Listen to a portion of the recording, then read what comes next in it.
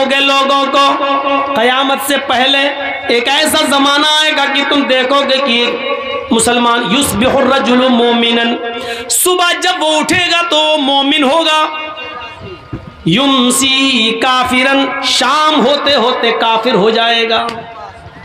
लीजिए, कौन आदमी, सुबह उठोगे मोमिन पाओगे उसको, और शाम होने से पहले पहले वो काफिर हो जाएगा।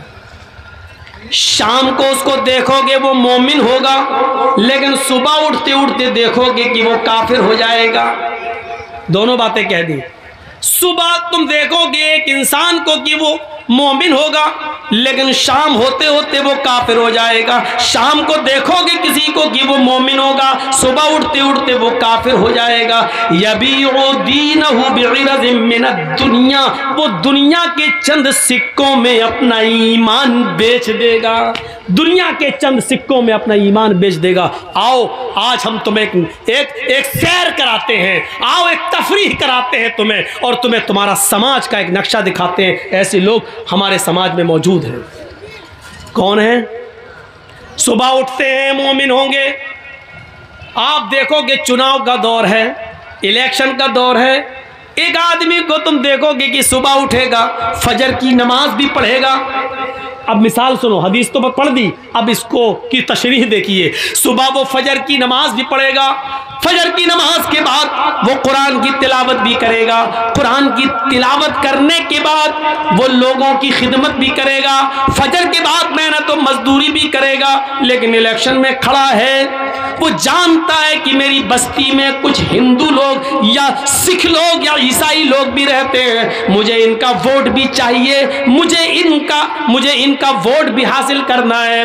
अब वो उनका वोट लेने के लिए सुबह उठेगा, मस्जिद में गया होगा, जोहर में वो मस्जिद में गया होगा, उसने नमाज पढ़ी होगी, कुरान पढ़ा होगा, सब कुछ पढ़ा होगा, गरीबों की मदद भी की होगी। लेकिन शाम होने से पहले पहले हिंदुओं का वोट पाने के लिए वो किसी मंदिर में चला जाएगा।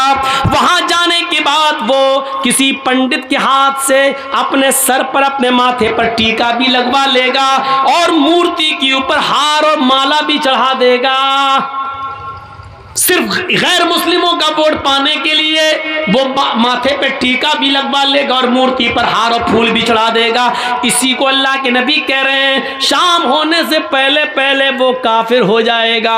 शाम को आप देखोगे कि वो मोमिन होगा, लेकिन सुबह किसी मंदिर में, किसी गिरजा में जाकर वो किसी के फूल और हार और माला डालकर हाथ जोड़कर खड़ा होगा और अपने माथे पर टीका भी लगवा लेगा। सुबह होते होते काफिर हो जाएगा।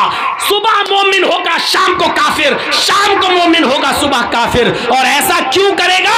यबीउ दीनहु बिइरज़िम मिनद दुनिया, वो अपने दीन को दुनिया के चंद सिक्कों में बेच देगा। दुनिया के चंद नोट पाने के लिए, दुनिया के चंद सिक्के हासिल करने के लिए, दुनिया की चंद रुपयों को कमाने के लिए वो अपने दीन की सौदेबाजी करेगा, अपना दीन बेच देगा। ईमानदारी के साथ बताओ, हमारे समाज और सोसाइटी के अंदर ये दौर चल रहा है कि नहीं चल रहा है? लोग अपना दीन बेच रहे हैं कि नहीं बेच रहे हैं?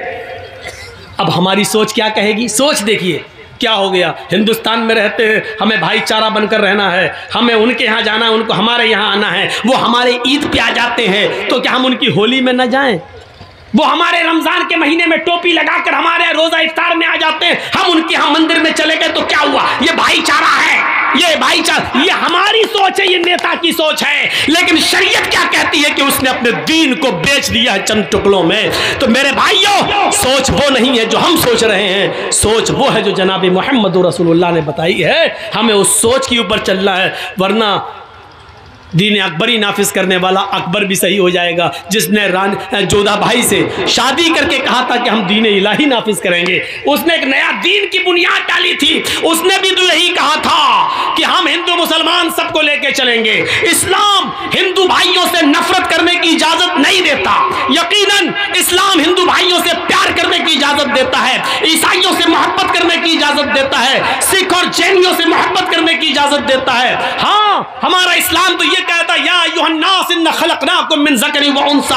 हिंदू मुस्लिम सिख ईसाई इन सब का बाप एक है आदम, और इन सब की माँ एक है हव्वा। तुम सब एक बाप के और एक माँ के बेटे हो। हाँ, हमारा इस्लाम ये कहता है कि तुम सब भाई भाई हो, लेकिन हमारा इस्लाम मस्जिद किसी के मंदिर में जाकर हार और फूल चढ़ाने की इजाजत नहीं देता है। मेरे भाइयों, भाई भाई का मतलब यह है कि वो बीमार हो जाए तो उसकी देख रेख करो, उसको पैसों की जरूरत पड़ जाए तो उसको दो, उसके घर में चूल्हा नहीं जल रहा है तो आप उसकी मदद करो। अगर वो मौत और जिंदगी की कश्मकश में है और उसको उसके ग्रुप का ब्लड नहीं मिल रहा है, तुम पड़ोस में रहते हो, तुम्हारा ब्लड उसके ब्लड के ग्रुप से मिल रहा है, लेकिन तुम रोजे से हो, उसकी जान जा रही है, डॉक्टर कह रहा है कि ये मुसलमान, उसका पड़ोसी अगर एक बोतल खून दे देता है तो इसकी जान बच जाएगी।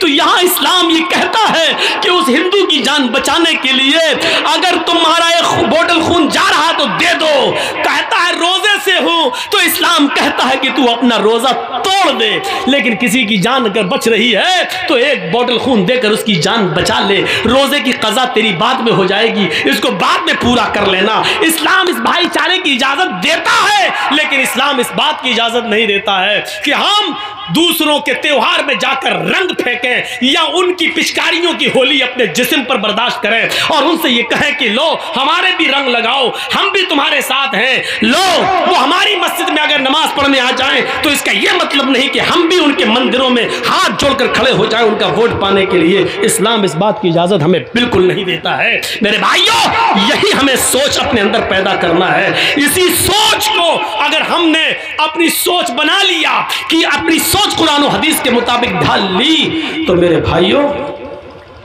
अब देखिए सोच है ना, आज पूरी तकरीर सोच पर ही हो रही ना। हमारे यहाँ क्या होता है, हम जितनी नमाजें पढ़ रहे हैं दिन पे दिन गरीब होते जा रहे हैं। मौलाना साहब यार आप तो कहते थे अल्लाह वाले बन जाओ बरकत होगी, हम तो जितनी नमाज पढ़ रहे हैं, रोज़ा रख रहे हैं, अल्लाह ताला हमें उतना ही आजमा रहा है। हमें तो देखिए पहले कितना पैसा था, पैसा ही नहीं है, मेरा बच्चा बीमार रहता। ये हमारी सोच हो गई। हम जितनी इबादत कर रहे हैं हमें उतनी गरीबी आ रही है, ये हमारी सोच है। अल्लाह के रसूल के जमाने में एक साहबी ईमान लाए, पहले वो काफिर थे, इस्लाम लाए, ईमान लाए, उन्होंने नमाज पढ़ना शुरू की। जब नमाज पढ़ना शुरू की तो उनको खूब बरकतें हुई, खूब मालो दौलत उनको मिलना शुरू हो गया।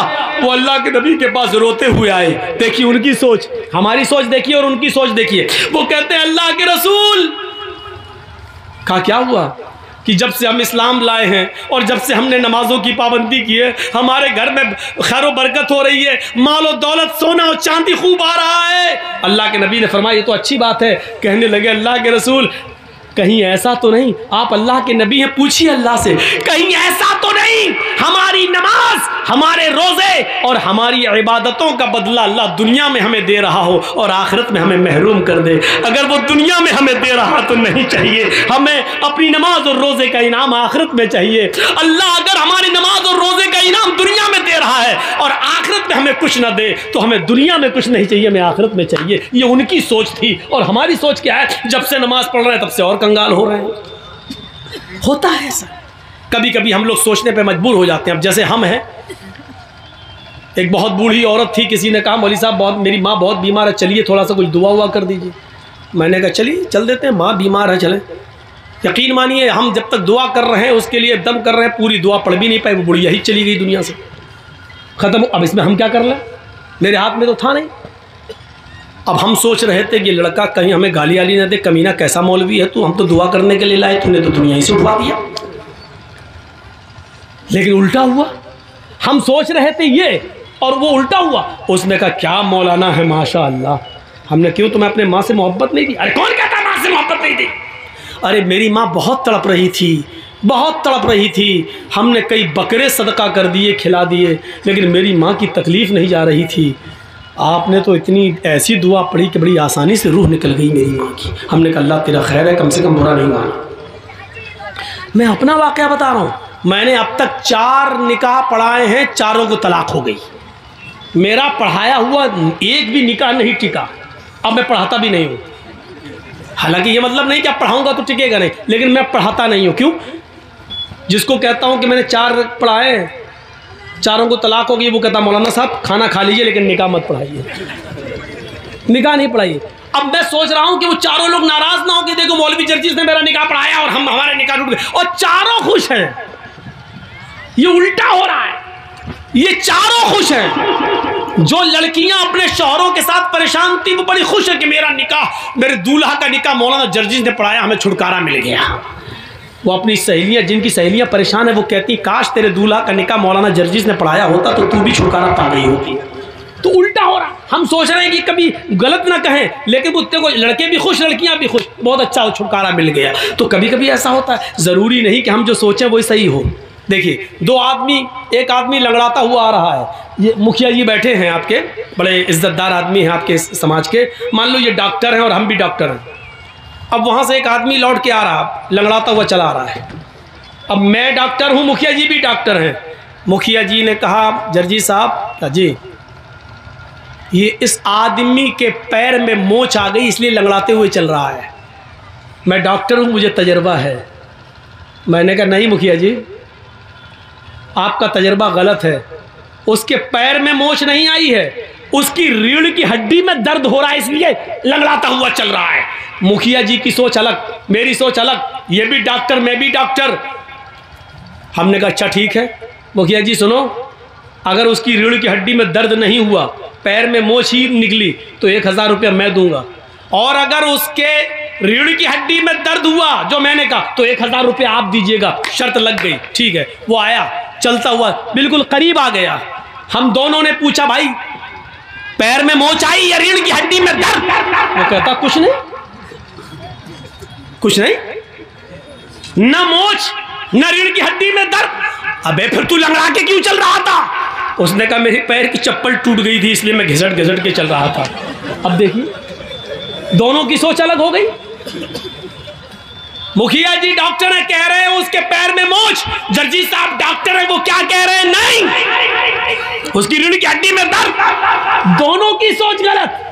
इनका तजर्बा भी फेल, मेरा तजर्बा भी फेल। उस लंगड़े ने क्या खुद आके क्या कह दिया, न मोच न रीढ़ की हड्डी में दर्द। अबे फिर क्यों लंगड़ा के चल रहा था? अरे मेरी तो चप्पल टूट गई थी इसलिए घसीट घसीट के चल रहा था। निकला क्या? खोदा पहाड़ निकली चूहिया। दोनों के पैसे बच गए।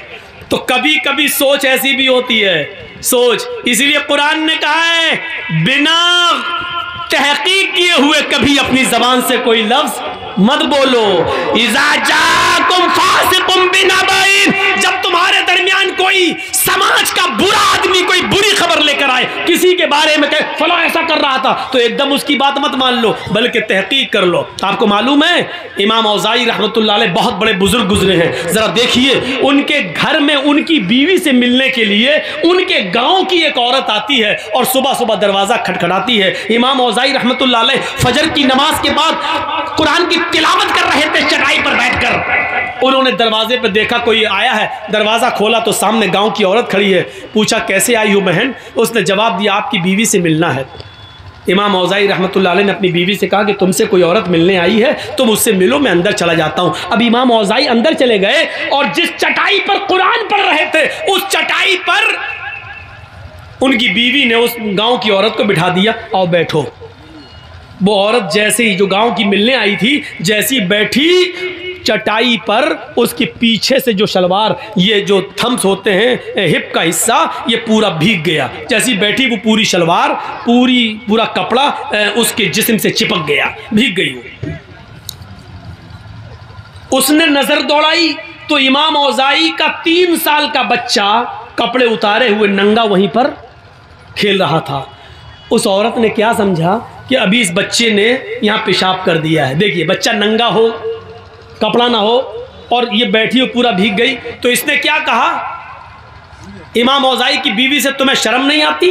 तुमने मुझे इस चटाई पे बिठा दिया जहाँ तुम्हारे बच्चे ने पेशाब किया है। देखिए पेशाब पूरा मेरे कपड़े में भर गया, अब जाकर मैं नहाऊं और कपड़ा धुलूं? बच्चा 3 साल का है, अब तो इसका पेशाब भी पाक नहीं रहा कि छींटा मार के पाक हो जाए, अब तो धुलना पड़ेगा। सर्दियों के दिनों में है चटाई पे बिठा दिया।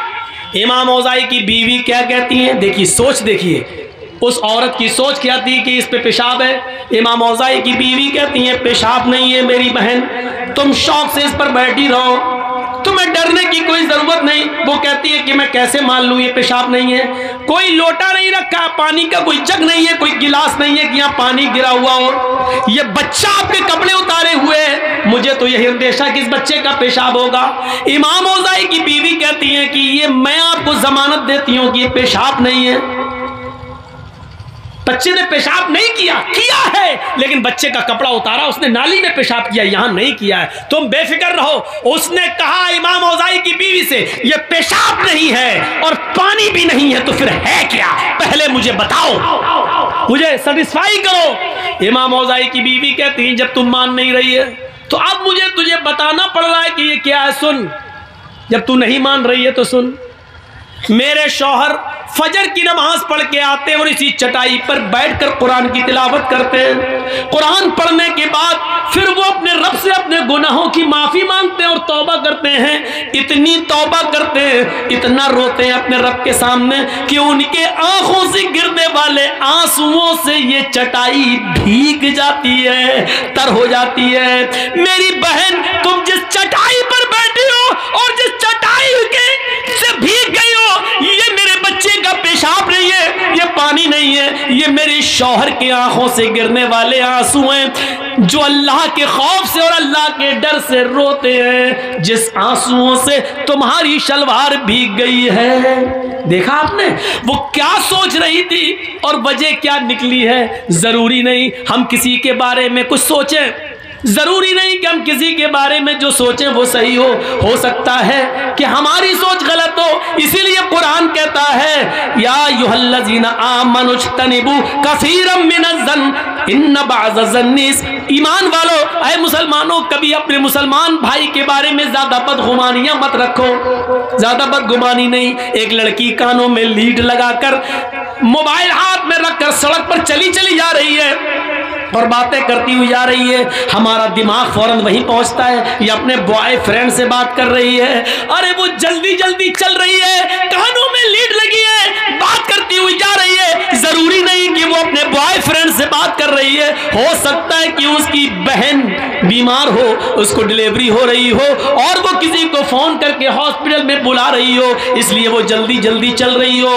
ये भी हो सकता है कि वो जल्दी किसी से बात करती हुई जा रही है, उसका बाप का एक्सीडेंट हो गया हो और वहां फोन आया हो कि बेटी जल्दी आओ कुछ रुपए लेकर। जरूरी नहीं है कि वो बॉयफ्रेंड से बात कर रही हो। इसीलिए कुरान कहता है, किसी के बारे में ज्यादा बदगुमानियां मत पाला करो, किसी के बारे में ज्यादा बदगुमानियां मत रखो, किसी को तो सोच देखिए हमारी सोच क्या है और उसकी सोच क्या है। मेरे भाइयों, सोच को बदलने की कोशिश करो, सोच को बदलो, सोच को। मेरे भाइयों, मौलाना जर्जीस और मुखिया जी की बनती नहीं है। एक मिसाल दे रहा हूं, मौलाना जर्जीस की और मुखिया जी की बनती नहीं है, आपस में नाराजगी है। न ये मुझे देखना चाहते न मैं इनको देखना चाहता हूं। मुखिया जी अपने घर के दरवाजे पे खड़े हैं, छत पे खड़े हैं, जर्जीस साहब जा रहे हैं, नमाज के लिए जा रहे हैं। जर्जीस साहब की नजर मुखिया जी पर पड़ गई।